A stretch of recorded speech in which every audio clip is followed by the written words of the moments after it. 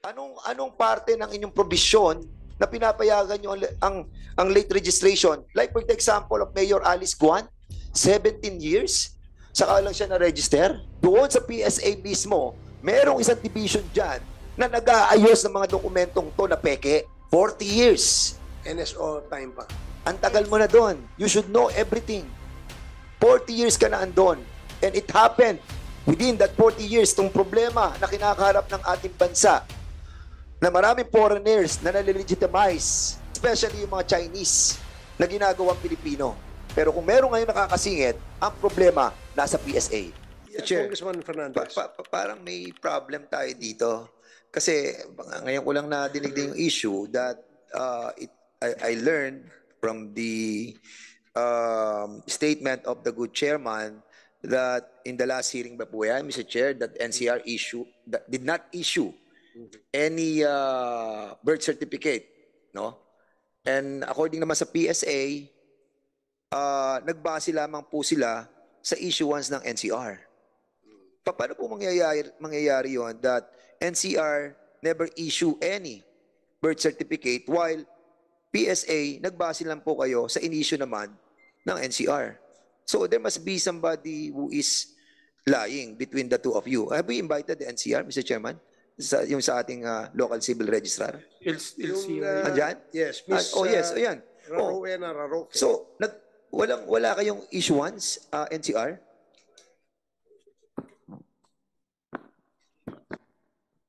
Wala po kaming record, Your Honor. Wala kayong record. Pero sinasabi ng PSA, nagbase sila sa in-issue ninyo. Wala naman silang in-issue, attorney, PSA. How is that so? Your Honor, we have already submitted the endorsement from the LCR. No, that's not the question. Your Honor, the first endorsement which we received from the LCR at that time, actually he's the one who... How can you verify the authenticity of the documents that were submitted to you from the LCR? Kasi lahat yan, merong mga tinatawag na security measure that is coming from the different LCR. So, do you have a mechanism of trying to find out the veracity of the transmitted documents coming from the different LCR? Baka ito na nangyayari sa buong Pilipinas. Kaya tayo, ang dami ng mga late registration na nagaganap. Mr. Chairman, kasi I really don't know how many cases are there right now. So, attorney, what is the mechanism for you to find out the legitimacy of the documents coming from the LCR? Thank you. Your Honor, we have sample specimens of the concerned LCR, Your Honor. What again? Signature of the LCR, Your Honor, in our database. Signature of the head of the LCR. Yes, Your Honor. So, alimbawa ako, galing ako Santa Rosa, LCR ko, nag-sign ako, pinadala ko sa inyo. That is already legitimized. Without verifying, especially when these people are foreigners. Or napapalusutan kayo sa PSA. Your Honor, Di ba? Kasi napakasimple eh. Ito sinasabi ng NCR, wala silang in-issue, tapos sabi nyo galing sa NCR. Kaya, most likely, have they taken their oath, Mr. Chairman? Yes. Mukhang meron ditong kumikita ng malaki sa PSA. And I believe that this is not happening on one certain area. And I believe this is a protracted conspiracy. Well, it's not conspiracy, but somehow malakihan itong nangyayaring to dahil ang involved dito mga Chinese. Di ba? And we have to warn you, attorney, you are under oath, and at the same time, the stake of the national security ang pinag-uusapan dito. And you are conniving with the enemy. Dahil nililegitimize natin yung pagiging foreigners nila. Di ba? And yung reason po ninyo na pirma lang, approve na sa inyo, that is a big excuse, ha? Anybody can sign on behalf of the civil registrar. Di ba?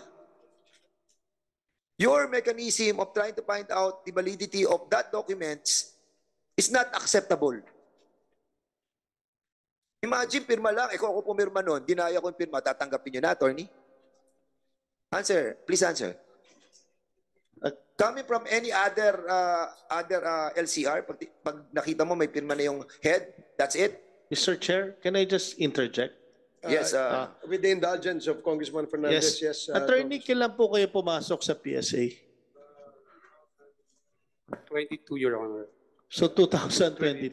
Yes, sir. And yung certification na binigay naman ng PSA is, tama ba yung date? August 31, 2001? Yes, Your Honor. Okay. Endorsement. So, is anyone from PSA here today na nagtatrabaho na po noong 2001? Yes, good morning, No, sir.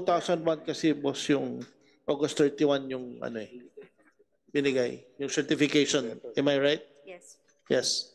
So anyone from you, from Yes, we already submitted a copy of the endorsement letter coming from the local civil registrar of Maykawayan, Bulacan during the time. Yes, so we but- checked po, Yeah, but the problem here now is LCR ngayon po is denying na may record nun na may registry number na 127. Instead, ang record nila is 127-B77 and different name po yung nakalagay. yeah, we also checked po in our microfilm that the name of Stephanie Ong is, the registry number 127 is for Stephanie Ong. But, Yeah, kasi naalam lang po natin, tama po si Congressman Dan Fernandez, medyo delikado rin po to, especially kung specimen signature lang ng LCR ang binabasihan nyo. Tapos magiging Filipino citizen rin po kaagad because of the late registration. And now, basing sa sinasabi po ng present LCR ngayon, they don't have any record na pinasa sa inyo noong 2001. That's why I'm asking you, attorney, to be fair lang po sa inyo because this happened 2001 and just assumed office 2022. Kaya po nakita ko po yung itsura nyong nagugulat po kayo, no? So, ang inaalam lang po natin is ano ba yung mga security measures kasi ayaw na po rin natin maulit din po ito. yes, sir. This time po, we are strengthening po yung process with delayed registration. Meron po kaming drafted na memorandum regarding this. Based din po sa mga suggestion na we need to require the late registrant to appear. Yes, but before the eto na po yung case natin ngayon. Sinasabi po ng LCR walang record sila regarding the Willie Ong. So, ano na po ang remedy natin sa PSA ngayon regarding the status of the citizenship of Willie Ong na nag-late registration na wala naman po talaga na record nag-emanate doon po sa ating LCR. Okay. Your Honor, with regard to your question, we have already drafted an endorsement letter to OSG for the filing of cancellation of the birth certificate of William. But aside from that, Mr. Chair, if I may, no? Well, I'm really sorry, no? Bago ka lang pala doon. I really don't know. And that was issued on 2001 pa. May we possibly know, kapag nanggaling sa NCR yung dokumento, what part of your agency received that document? Actually, may division po concern on the receipt and control. Tanong ko lang, anong part ng inyong ahensya ng PSA ang tumatanggap ng dokumento na galing doon sa LCR, sa local civil registrar? Siyempre, nagpapadala yan ng dokumento, di ba? Sino tumatanggap doon? PSA. Hindi nga, anong part ng PSA? PSA Anong is so big. division? Civil There are different, Registration. ha? Civil Registration Division. Civil Registration Division. Sila tumatanggap ng mga birth certificate na dinadala noong mga applicant. No. Sila. No po. Registration at the local civil registry level. Oo nga, di ba? Okay, sa local, di ba? So, sinasabi nyo, dinadala pa sa inyo, meron din kayong kopya, di ba? Yes po. Sino doon sa PSA ang tumatanggap ng kopya ng galing sa civil registrar? Sa provincial statistics office muna po yun. So, provincial statistic sa Office probinsya po. muna. Opo. sa And then provincial dadalhin po. sa national. Yes. They provide po the copy of for the PSA. So in other words, it's more of a ministerial job on the part of the PSA yung galing sa local civil registrar? Is that what you're trying to imply with us, to us? Yes, the PSA is the National Repository of the Documents. Depository lang kayo. Yes. So in other words, lahat na nakukuha na dokumento, paano to? Wala ngang in-issue ang NCR eh. And then suddenly, meron sa PSA eh. Paano nangyari yon? So depository lang kayo. So much more na, Mr. Chairman, the Yes, more that sir. we have to investigate this matter. Because what we can see in here is somehow, doon sa PSA mismo, merong isang division dyan na nag-aayos ng mga dokumentong to na peke.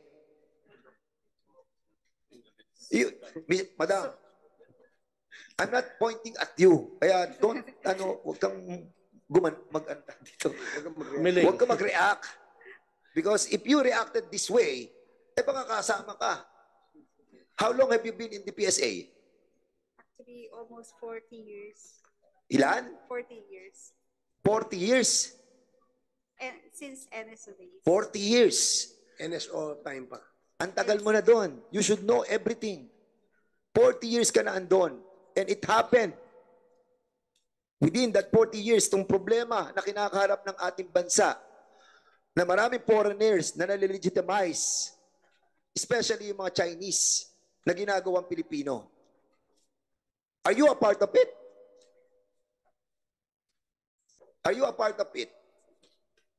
Ma'am, I'm asking you. Are you a part of it? Definitely no. Hindi kasi nga ma'am, sinasabi ko po depository lang kayo Sabi nyo, kung depository lamang kayo, yung mga dokumento na nanggagaling sa mga LCR, tinatanggap nyo lang. Para kayong nga isang system, para kayong interface, na pagkatapos na magawa na ng LCR yung kanilang mga dokumento, meron lamang kayong kopya. Depository nga lang Pero unfortunately, in here, nakikita natin, wala silang in-issue, kayo meron. How is that so? There must be a problem in you. Kaya Mr. Chairman, lumalawak yung problema natin dito sa mga foreigners na legitimize.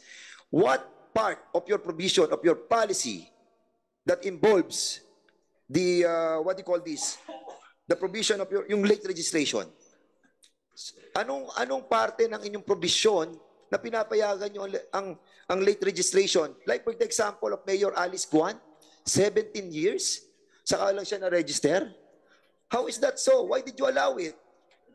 Can you kindly explain on this committee anong provision ng PSA nakalabas na pwede tayo magkaroon ng late registration as long as this kind of situation that Mayor Alice Guan